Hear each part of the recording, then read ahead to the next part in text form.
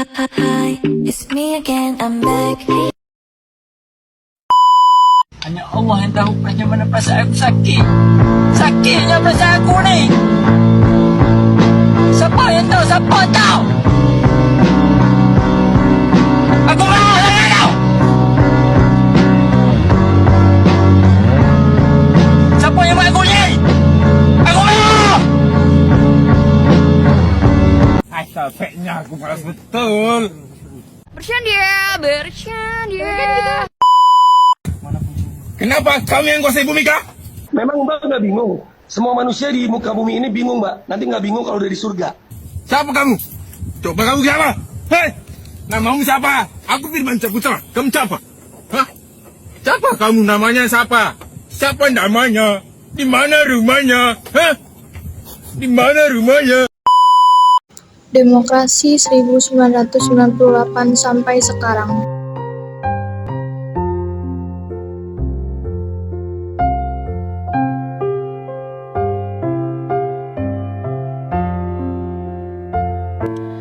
Betapa hatiku takkan pilu telah ku. Kota konsep yang akan kita bahas ada pengertian demokrasi, karakteristik demokrasi, pelaksanaan demokrasi masa reformasi, perubahan pelaksanaan demokrasi pada orde reformasi sekarang, ciri-ciri pelaksanaan demokrasi pada masa reformasi, ciri-ciri demokrasi Pancasila dalam reformasi.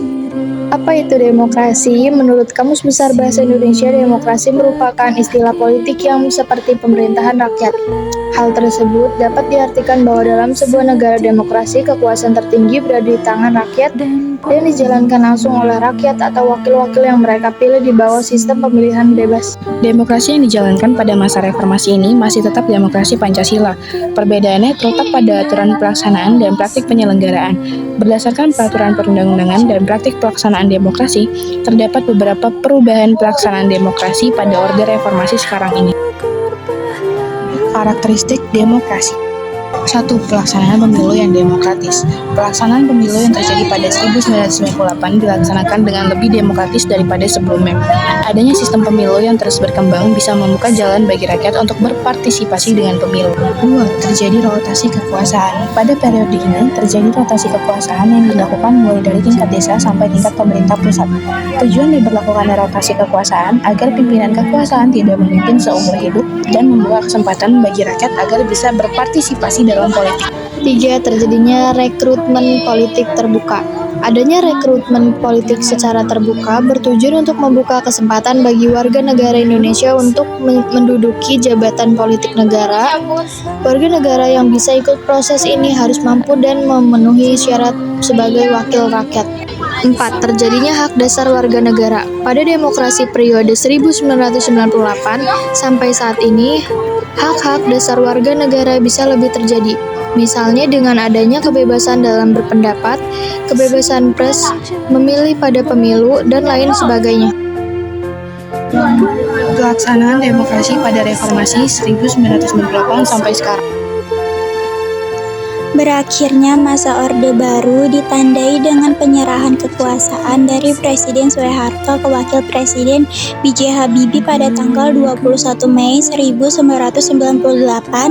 Demokrasi yang dikembangkan pada masa reformasi pada dasarnya adalah demokrasi dengan mendasarkan pada Pancasila dan Undang-Undang 1945 dengan penyempurnaan pelaksanaannya dan perbaikan peraturan-peraturan yang tidak demokratis dengan meningkatkan peran lembaga-lembaga tinggi dan tertinggi negara dengan menegaskan fungsi, wewenang, dan tanggung jawab yang mengacu pada prinsip pemerintah kekuasaan dan taat hubungan yang jelas antara lembaga-lembaga eksekutif, legislatif, dan yudikatif. Demokrasi Indonesia saat ini telah dimulai dengan terbentuknya DPR MPR hasil pemilu 1999 yang telah memilih presiden dan wakil presiden serta terbentuknya lembaga-lembaga tinggi yang lain. Masa reformasi berusaha membangun kembali kehidupan yang demokratis antara lain.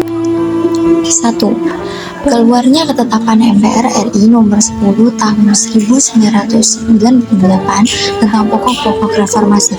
2. Ketetapan nomor 7 MPR tahun 1998 tentang pencabutan TAP MPR tentang referendum. 3. TAP MPR RI nomor 11 MPR tahun 1998 tentang penyelenggaraan negara yang bebas dari KKN.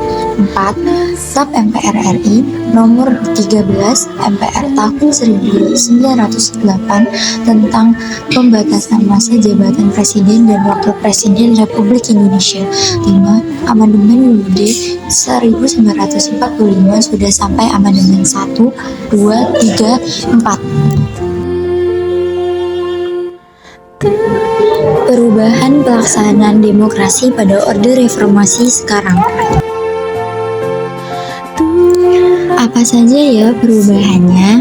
1. Pemilihan umum lebih demokratis. 2. Partai politik lebih mandiri. 3. Pengaturan hak asasi manusia. 4. Lembaga demokrasi lebih berfungsi. 5. Konsep trias politika masing-masing bersifat otonom penuh. Ciri-ciri pelaksanaan demokrasi pada masa reformasi. Yuk disimak. Masa demokrasi Pancasila pada era reformasi berusaha mengembalikan perimbangan kekuatan antara lembaga negara, antara eksekutif, legislatif, dan yudikatif. Berlangsung mulai dari Mei 1998 sampai dengan sekarang. Pada masa ini, peran partai politik kembali menonjol dan menjadi nafas baru untuk Indonesia. Ciri-ciri demokrasi Pancasila dalam reformasi. 1. Mengutamakan musyawarah mufakat, mengutamakan kepentingan masyarakat, bangsa, dan negara, tidak memaksakan kehendak kepada orang lain, selalu diliputi oleh semangat kekeluargaan, adanya rasa tanggung jawab dan melaksanakan keputusan hasil musyawarah. 6. Dilakukan dengan akal sehat dan sesuai hati. 7. Keputusan dapat dipertanggungjawabkan secara moral kepada Tuhan Yang Maha Esa berdasarkan nilai-nilai kebenaran dan keadilan. 8. Menegakkan kedaulatan rakyat dengan memperdayakan pengawasan sebagai lembaga negara, lembaga politik, dan lembaga swadaya masyarakat. 9. Pembagian secara tegas wewenang kekuasaan lembaga legislatif, eksekutif, dan yudikatif. 10. Penghormatan kepada beragam asas, ciri-ciri, aspirasi, dan program parpol yang memiliki partai. Sekian dan terima kasih.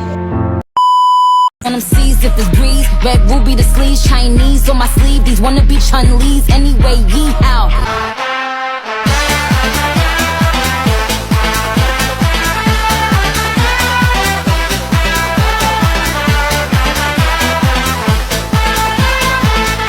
Nasi dibakar, bakar nasi dibakar, campur sate, tusuk sate.